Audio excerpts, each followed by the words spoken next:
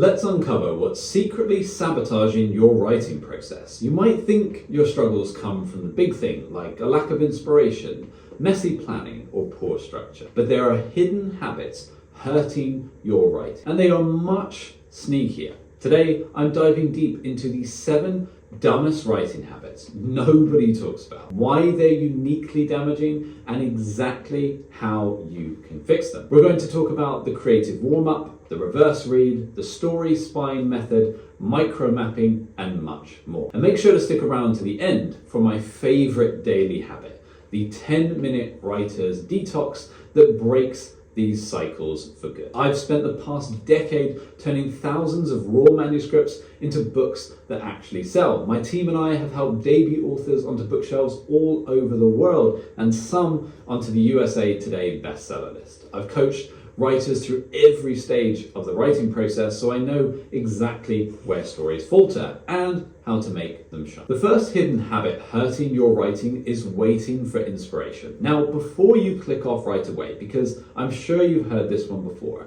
I'm going to give you the hidden problem this creates and a unique way to fix it. This habit actually reinforces anxiety around creativity, turning writing into a stressful event instead of a manageable task. The unique solution to this is to embrace the creative warm-up, writing deliberately boring sentences about your surroundings for 5 minutes. What happens is your brain learns writing is safe, routine, accessible, and not stressful. And you will find yourself relaxing, and as a result, the words will begin to flow. The next dumb habit is never rereading your work, which stalls your own improvement, or much worse, you are rereading your work but not catching the mistakes and habitual errors. This happens because your brain is on autopilot. You knew what you meant to write, and so it naturally fills in the gaps when you read back over your writing. I always recommend that writers try the reverse read. Literally read your text backwards, sentence by sentence, word by word. I know this may sound bizarre, but that's the point. This hack forces the brain out of autopilot. It forces you to analyze and think about each word and each sentence. It dramatically improves your editing skill and awareness. This will make your first draft 10 times better. The next is ignoring structure in your writing. This hidden problem confuses your readers and dilutes your authority. A lack of structure doesn't just bore readers, it makes you appear unsure.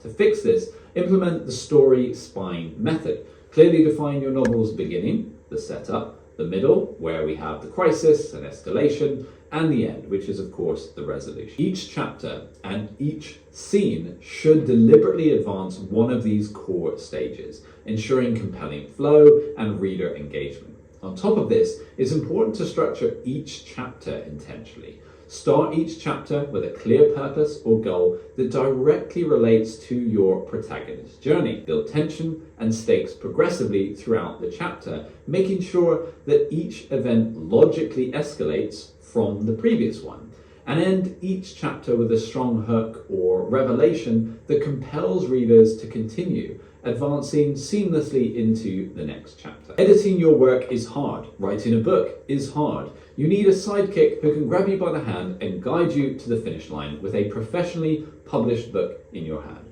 We can do all of that for you and even get your book into bookshops. Yes, physically on the shelves for people to buy.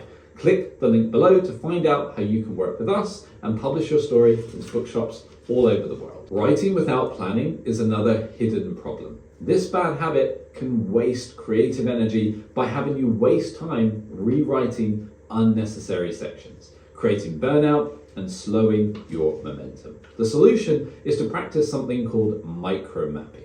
Before writing, create a concise roadmap for each chapter with just 3 bullet points per scene. This mini outline provides clear direction without suffocating your creativity, dramatically reducing unnecessary rewrites. To do this, you want to start by identifying the central goal or event of your chapter.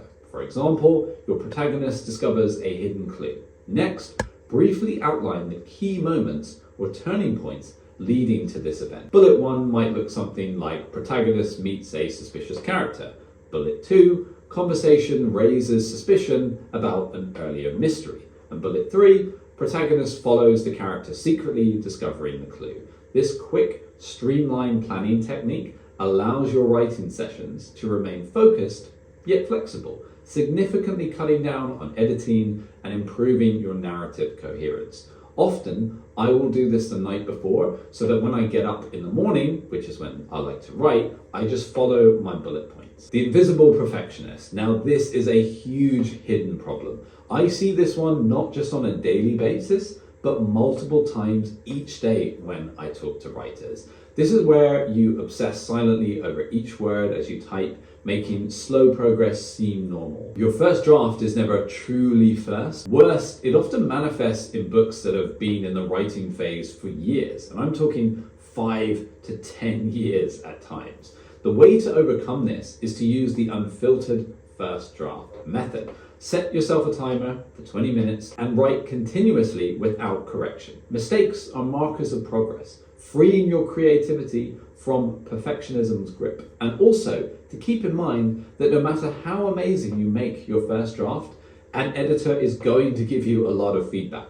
I also see authors who keep making tweaks before submitting to editing, and I always say, just get it in, because you might as well make the amends all at once you get the professional's opinion. We actually offer completely free feedback from our very own professional editors on your manuscript. The link is in the description down below. The next bad habit is overloading your working memory. This problem is hidden by writers constantly juggling multiple ideas simultaneously or writing multiple books simultaneously, and it cripples your ability to finish. Again, I speak to multiple authors on a daily basis who are experiencing this exact problem. What happens is your mental bandwidth is overloaded and it weakens the clarity of your main project. Often, when we dig deeper with authors struggling to finish their book, this is the reason. They have 5 other projects on the go, which is all taking up their mental bandwidth. Yes, we will always have multiple ideas. We are, after all, creative people. But have a note or a place where you file them away and then forget about them until it's time for the next project. Make sure you adopt the single task sprint. This is one clear task, one clear writing session, and keep an ideas notebook beside you. Quickly jot distractions down, put them away, and immediately return to your main focus. Protect your cognitive resources ruthlessly. The next bad habit is ignoring emotional connection. This subtle issue lurks in crucial emotional moments within your narrative. Key scenes intended to resonate deeply with readers often end up falling flat because writers neglect to fully explore emotional depth. Missing these opportunities diminishes reader engagement and weakens the overall impact of your story. The solution is to implement what I call emotion checks. After drafting your key scenes, actively identify moments intended to evoke significant emotion, such as triumph, heartbreak, suspense, or revelation. First, clearly mark these emotional pivot points in your manuscript. Next, briefly rewrite or enhance these sections, deliberately tapping into the core feelings or internal struggles of your characters. And finally, explicitly connect these emotions to universal experiences that resonate directly with your reader's own life. It will make your narrative a lot more relatable and memorable. By consistently refining emotional depth, you'll significantly strengthen reader investment and transform your narrative into a more emotionally compelling experience. Okay, now let's talk about the writer's detox routine I mentioned at the start of the video. This daily 10-minute habit resets your writing health. First, start with a brain clear. 2 minutes, write any distracting thoughts down on paper. Then, micro outline. Again, 2 minutes, rapidly sketch today's writing objective. Then, a quick 4-minute draft burst, quick messy writing sprint, no stopping, and then have a rapid review, which is just 1 minute, and then circle any clear fixes, but crucially don't edit them yet. Then do a 1-minute emotional audit, so identify one emotional connection you made or missed, and note that for tomorrow. YouTube will now be recommending another one of my value-packed writing videos right here, and if you haven't subscribed yet, make sure you join our writing newsletter below. It's been called a must-have for any writer. Some have even said they couldn't have finished their book without it.